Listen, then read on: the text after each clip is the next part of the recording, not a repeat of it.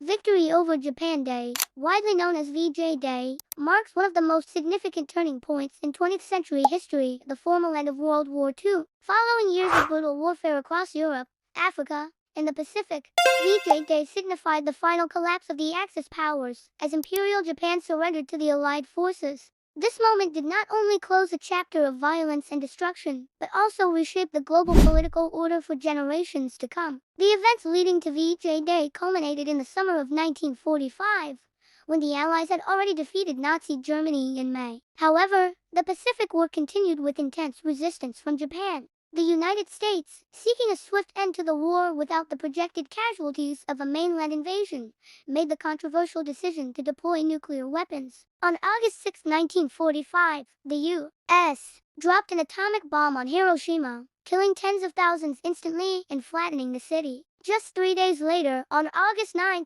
another bomb devastated Nagasaki. Combined with the Soviet Union's declaration of war on Japan on August 8 and its invasion of Japanese-held Manchuria, Japan found itself overwhelmed on all fronts. On August 15, 1945, Emperor Hirohito addressed the Japanese nation in a historic radio broadcast, announcing Japan's unconditional surrender. It was the first time the Japanese people had ever heard their emperor's voice. In the West, this day was met with immense relief and jubilant celebration. In the United States, cities erupted with joy. The streets of New York's Times Square filled with cheering crowds, and the now iconic photograph of a sailor kissing a nurse symbolized the collective sense of victory, peace, and emotional release after years of uncertainty. Though the surrender was announced on August 15th, the formal signing of the surrender documents occurred later, on September 2, 1945.